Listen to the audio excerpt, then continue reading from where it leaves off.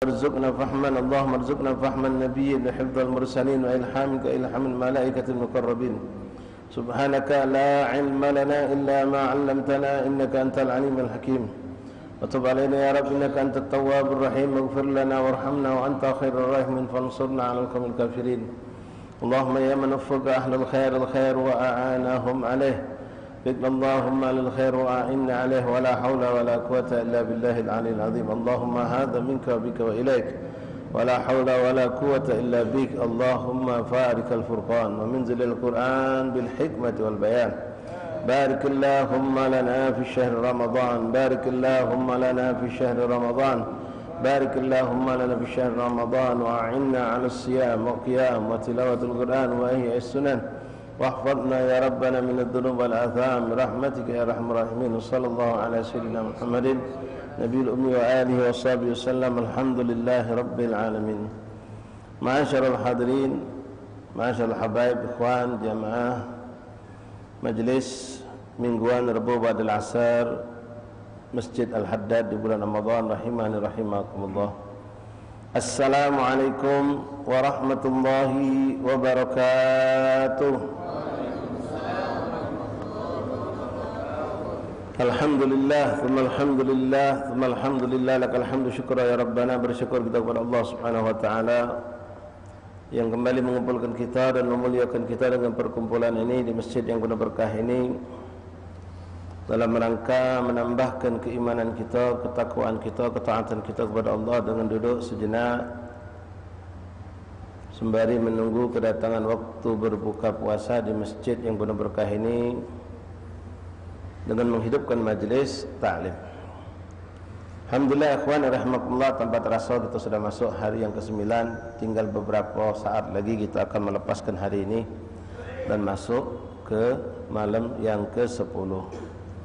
Mudah-mudahan Allah subhanahu wa ta'ala menerima segala amal perbuatan yang kita lakukan sepanjang bulan Ramadan, baik dengan penambahan solat-solat sunnah, ataupun dengan penambahan tilawatul Quran, ataupun dengan penambahan zikir, tasbih, tahmid yang kita lakukan, ataupun dengan amal soleh lainnya seperti sedekah, berinfak, memberikan buka puasa, ataupun dengan hal-hal yang baik lainnya yang mana kita yakini itu semua akan mendekatkan diri kita kepada Allah subhanahu wa ta'ala. Man shoma Ramadan imanan wa ihtisaban ghufira lahu ma taqaddama min dzambih.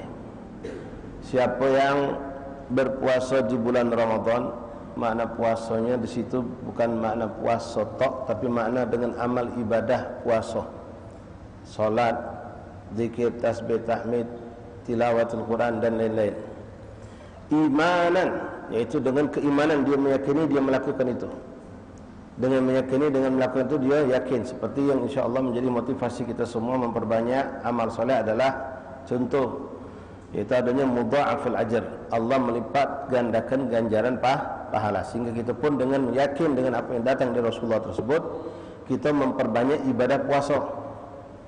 Pada pertemuan Rabu yang lalu bagaimana kita telah sampaikan sebuah hadis Rasulullah SAW yang menjelaskan tentang fadilah kemuliaan orang yang sujud di malam hari di bulan Ramadan, yang mana dengan sekali sujud kita dapatkan pahala 2.500 pahala. Lalu dibangun rumah, sebuah rumah di surga dengan berkat sekali sujud.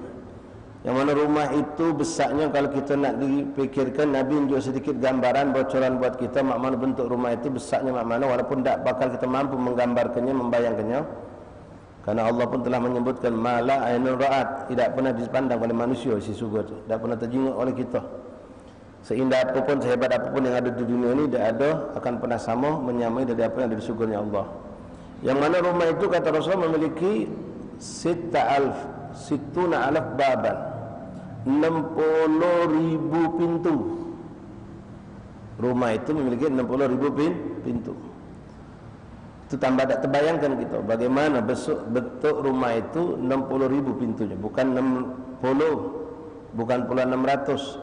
Kalau 6.000 baik kita sudah bingung, 60.000. Lalu bukan cuma itu, digambarkan pula oleh Rasulullah bagaimana sifat pintu itu dengan salah satu dari sekian sifatnya yang kita belum tahu dan belum bisa membayangkan. Rasul mengatakan dari 60.000 pintu itu, di setiap pintu itu ada istana. Istana yang terbuat dari emas, dihiasi dengan permata merah. Jadi makna menggambarkan, membayangkan bentuk rumah ini, wallahu a'lam.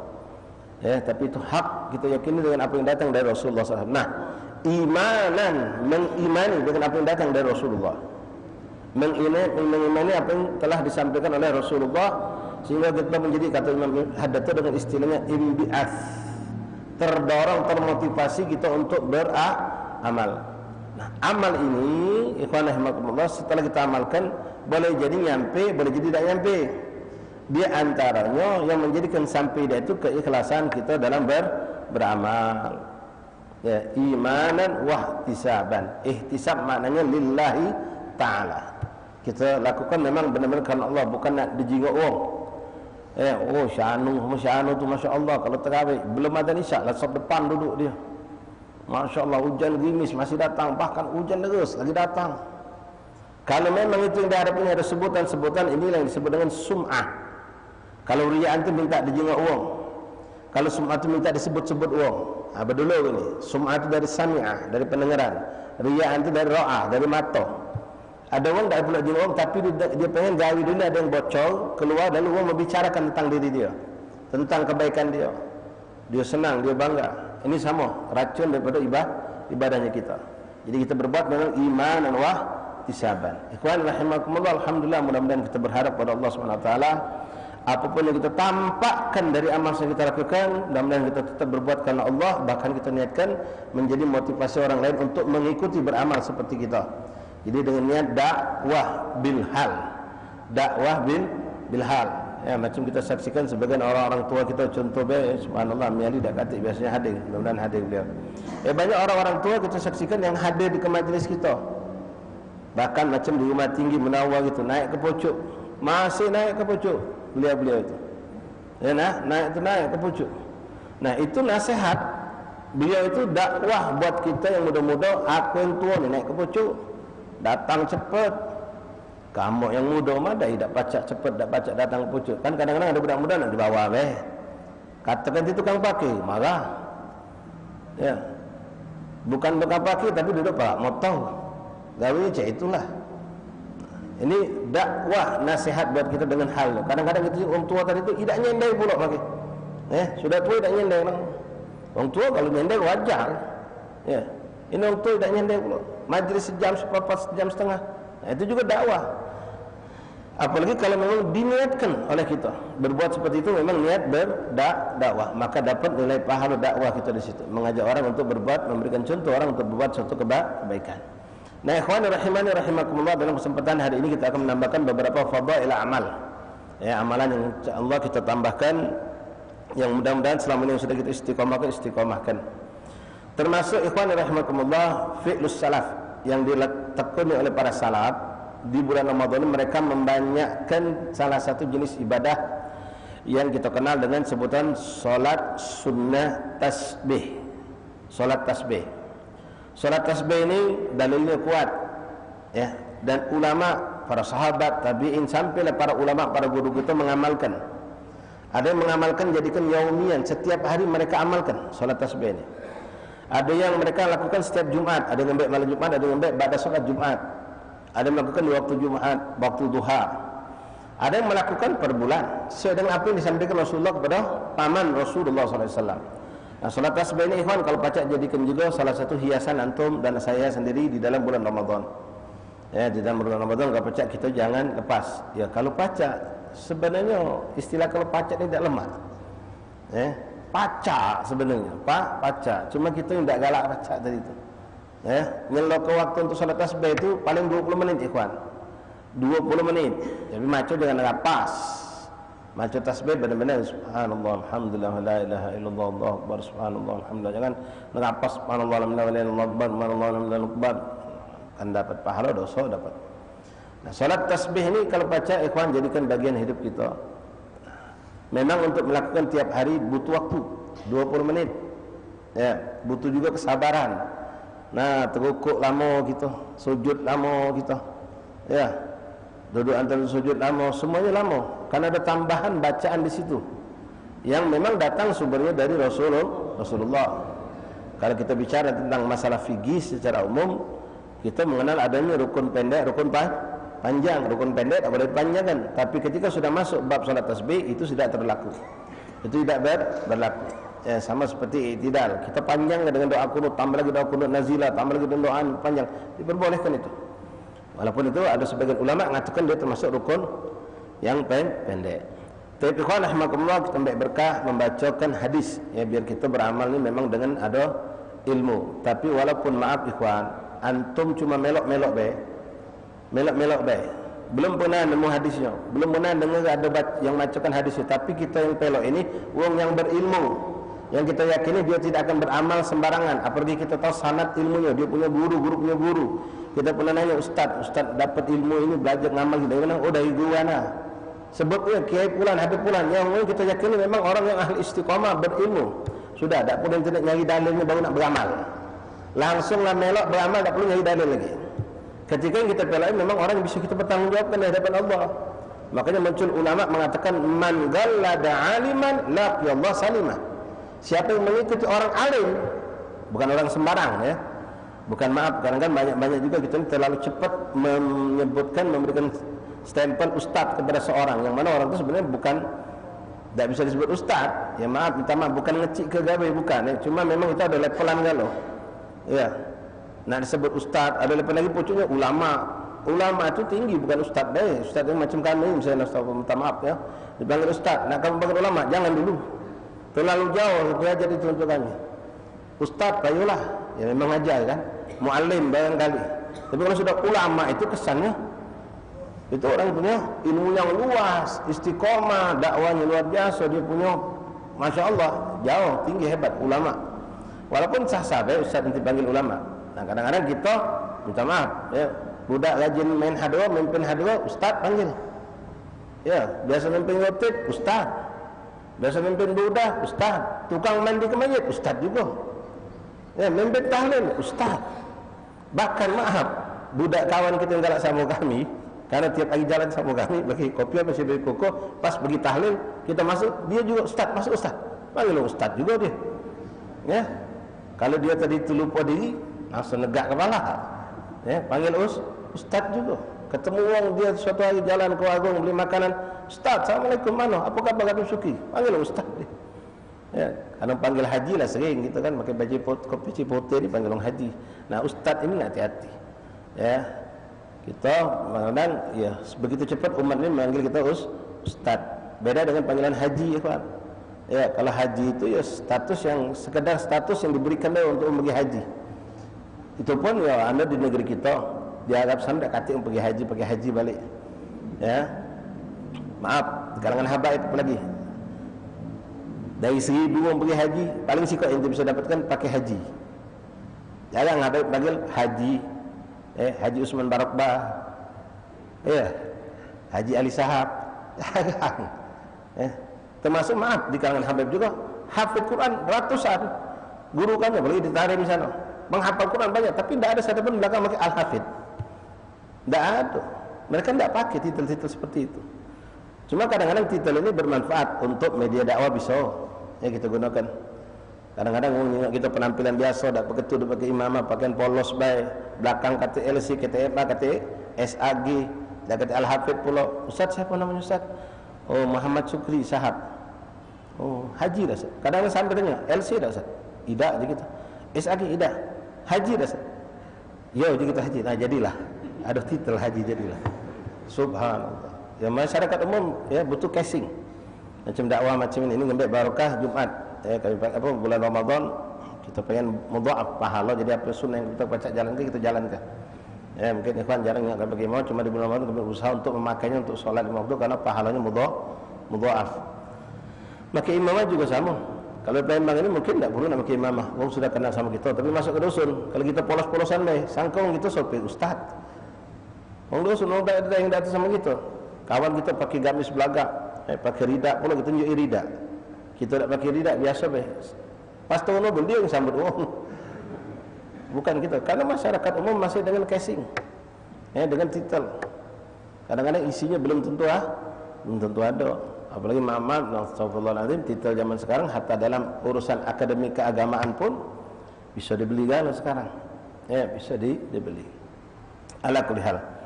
Baik ikhwan rahimani rahimakumullah. Jadi kalau kita mencontoh ulama macam sekarang, contoh lagi nih, contohkan. Banyak kita termasuk kami dulu ketika baru mondok, baru ikut mengenal rotib atas dulu. Ya. Bedul latib agak jarang dibaca dulu. Sekarang alhamdulillah anak majlis kita banyak baca fadlullah. Rotib atas juga walaupun tidak sekencang rotib haddad sudah agak memasyarakat. Waktu kita pernah mau diajak kawan melak baca rotib atas, pas lau andal megang kepala bingung gitu. Ngapa megang kepala nih? Yang kita pening apa? Megang kepala, kawan sebelah ngomong, "Oi, pala kau tahu tangan." Melok kayak gitu. Ngapo jadi kita baca benda ni? Baca lau anzalna hadzal qur'ana ala jabalin la ra'aitahu. Sampailah kawan-kawan kita yang melok majlis kita di sini. Kalau zikir ziarah, kan ada juga macam lau anzalna megang kepala kalau noleh di kanan kiri. Pasti orang naik kepala melok juga dia. Ngapo juga dia? Rasanya kawan tu sudah melok be kita ni. Uji kawan sebelahnya melok be kita ni. Apa yang digawe kabeh melok be jadi. Ketika memang yang kita pelok ini kawan bisa dipertanggungjawabkan ilmunya. Apabila kita lihat memang beliau ini orang yang sanad ilmu yang kita kenal tahu, bukan belajar dari YouTube, bukan belajar dari cuma macam-macam buku terjemah, sanad ilmunya ada. Maka insya Allah kita yakin kita melok beramal tanpa tahu dalil itu insya Allah selamat. Man gallada aliman laqiyallah saliman. Siapa yang mengikuti orang alim dalam sikap perbuatan tindak dan gerak dari mereka, maka kita akan selamat insya Allah. Hakada ikhwana. Termasuklah juga beramal tentang amal-amal fadail amal, tentang fadail amal. Nah di sini kita akan berbagi ikhwan memperkokoh amalan kita. Mudah-mudahan yang belum nyoba, ayo kita coba insya-Allah. Bebas ini tentang salat tasbih ini. Insya-Allah kita bahas secara dalil dan juga secara hukumnya, dan dalam panjang waktu kita akan bahas juga tentang sujud tilawah pada kesempatan hari ini insya-Allah taala. Bismillahirrahmanirrahim. Alhamdulillahirabbil alamin. Allahumma shalli wa sallim ala sayyidina Muhammad wa ala ali sayyidina Muhammad. Thawab salat tasbih. An Ibnu Abbas radhiyallahu ta'ala anhu qala Rasulullah sallallahu alaihi wasallam lil Abbas bin Abdul Muttalib. Riwayat hadis ini datang dari sepupu Rasulullah, Sayyidina Abdullah bin Abbas. Sayyidina Abdullah bin Abbas. Ikhwan, Abdullah bin Abbas dan banyak para sahabat Rasulullah yang akrab di telinga kita seperti Sayyidina Anas bin Malik, Abdullah bin Abbas, Abdullah bin Umar, Abdullah bin Mas'ud, termasuk Ali bin Abi Thalib, dan banyak lagi. Abdullah bin Zubair. Itu mereka semua ikhwan adalah syabab, anak-anak muda yang hidup bersama Rasulullah, yang Rasulullah wafat umur mereka ada yang belum mencapai 20 tahun. Belum mencapai 20 tahun. Anas bin Malik itu balainya di rumah Rasulullah, dititip oleh umurnya, umur beliau masih 9 tahun kurang lebih, ada yang mengatakan di bawah itu. Hidup sekian tahun bersama Rasulullah sampai balai tak boleh lagi masuk rumah Rasulullah di luar. Dalam hadis Rasulullah pun akan akhirnya wafat. Kurang lebih umur Anas bin Malik saat itu belum mencapai, baru 18 tahun kurang lebih. Abdullah bin Abbas pun masih muda. Bahkan Nabi pun menyebut ya gulam. Anak gulam itu anak yang masih muda, baru menanjak bujang. Jadi banyak para sahabat yang hebat-hebat itu ternyata mereka adalah pemuda, anak-anak muda yang masih kecil. Bahkan di antara mereka ketika nak ikut berjihad itu Rasulullah nanya tentang umur. Ketika mereka belum masuk umur untuk diizinkan berperang, mereka dilarang oleh Rasulullah. Wahakada. Sini Abdullah bin Abbas sepupu Rasulullah. Abbas paman Rasulullah. Abbas itu paman Nabi Muhammad SAW. Daripada berdolongan kandung dengan Abdullah bin Abdul Muttalib. Daripada ayahanda Rasulullah SAW. Nah, ini Abdullah bin Abbas dapat hadis ini dari abahnya, Sayyidina Abbas, yang pernah dapat langsung amalan ini dari Rasulullah. Ya Abbas, Sayyidina Abbas bercerita kepada Abdullah anaknya, Rasulullah pernah memberikan aku ini amalan. Nabi berkata, Ya Abbas, Ya Ammah, ala u'tika, ala amnahuka, ala ahbuka.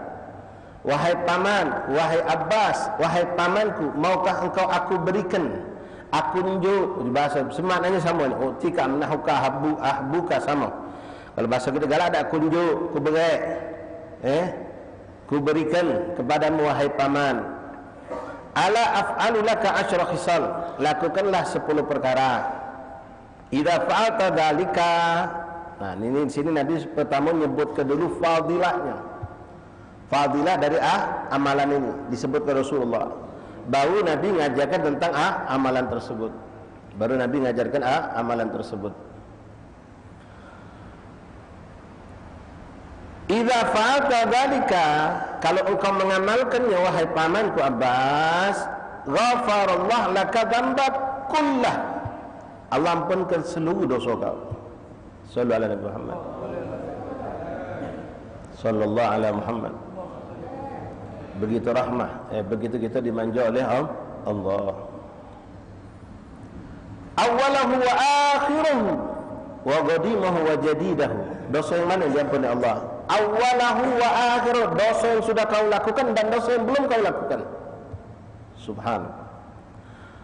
Wa qadimahu wa jadidahu, dosa yang sudah lama dan dosa yang baru kau lakukan akan diampuni oleh Allah.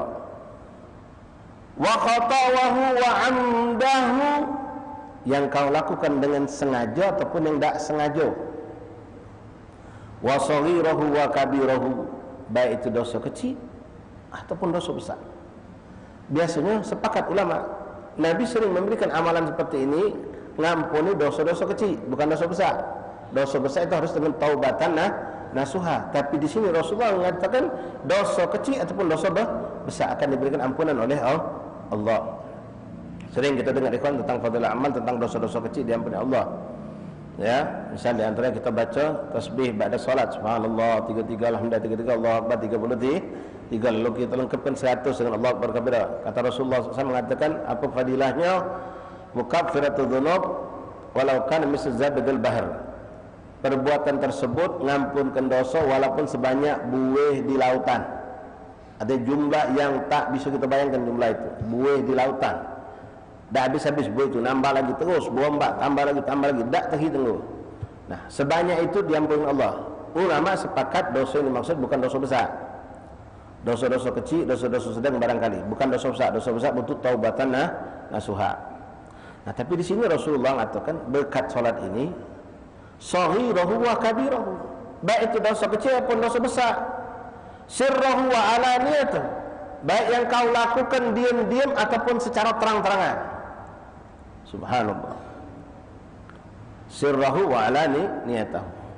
Jadi kalau kita lihat dari apa yang dikatakan Rasulullah, mencakup semua dosa, besar, kecil, terang-terangan, diam-diam, sengaja, tak sengaja, yang lama ataupun yang akan datang, yang baru ataupun yang, subhanallah, semuanya kena dengan amalan ini. Maka di sini kami wasiatkan kepada kita ikhwan, yuk amalkan. Nah, amalan ini memang agak berat bagi orang lain, memang tidak mendapatkan bagian taufik dari Allah. Tapi insyaAllah Allah berikan buat kita kalau ikhwan. Ya, alhamdulillah, fadlullah. Ya, di pondok pesantren Dubatul Muhibbin, kami juga alhamdulillah di Anwar Taibah, santri masih sama kami. Itu salah satu amalan rutin mereka tiap hari di bulan Ramadan ini, melakukan salat tasbih ini. Melakukan salat tasbih ini. Alhamdulillah. Tinggal kaki kalau lah balik tolong orang tuanya, habibnya jaga ke amalan budak ini. Yang sampai pas balik lepas galau. Yang sampai tarawih pun hilang. Na'udzubillah min dzalik. Jadi Rasulullah SAW mengatakan, saya ulangi hadis ini berkah. An Ibnu Abbas radhiyallahu ta'ala anhuma qala Rasulullah sallallahu alaihi wasallam li Abbas bin Abdul Muttalib, ya Abbas, ya ammah, ala utik, ala amnahuka, ala ahbuka, ala laka asyra khisal. Idza fa'alta dzalika ghafara Allah laka dzambak kullah. Allah ampuni seluruh dosamu. Awalahu wa akhirahu, qadimahu wa jadidahu, yang awal ataupun yang akhir, yang lama atau yang baru, khatahu amdahu, baik sengaja ataupun tidak sengaja, saghirahu wa kabirahu, baik dosa besar ataupun dosa kecil, wa sirrahu wa alaniyatahu, baik yang kita lakukan diam-diam ataupun yang kita lakukan secara terang-terangan. Na'udzubillah min dzalik. Allah ighfir lana dzunubana. Asyra khisal, 10 perkara itu, antusalliya arba'a raka'atin, kau lakukan salat 4 rakaat kata Rasulullah. Nah, 4 rakaat ini ikhwan bisa dilakukan langsung 4 rakaat dengan 1 salam. dilakukan seperti sholat duhur, sholat asar, sholat isya. Artinya 2 rakaat ada tahiyat, lanjut lagi lalu sampai tutup salam.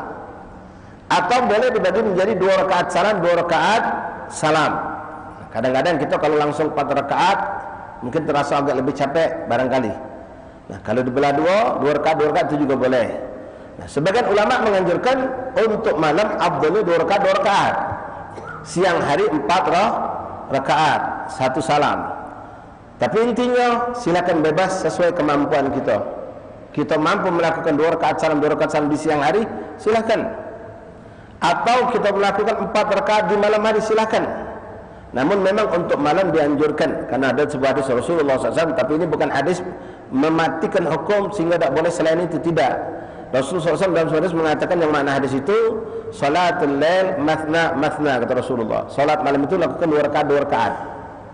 Maka dengan itulah memperkuat kita Ahlussunnah wal Jamaah kebanyakan melakukan salat tarawih itu bukan dengan 4 rakaat salam, tapi 2 rakaat salam. Walaupun jangan salah, 4 rakaat 1 salam itu boleh karena Nabi juga pernah melakukan salat malam 4 rakaat 1 salam. Nabi pernah melakukan juga.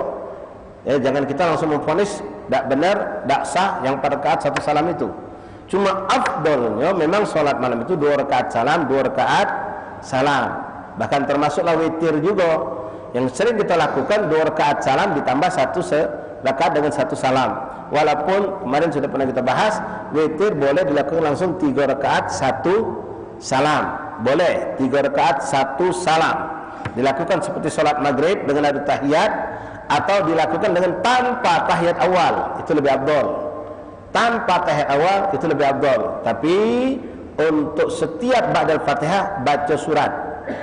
Untuk 3 rakaat 1 salam, setiap ba'dal Fatihah dibaca suratnya. Jadi kalau kita biasa 3 baca Sabbi'is, kuliah, kemudian rakaat ketiga itu 3 surat, Kul huwallahu kul falaq kul birabbin nas, maka 3 rakaat itu dibaca kalau surat tadi.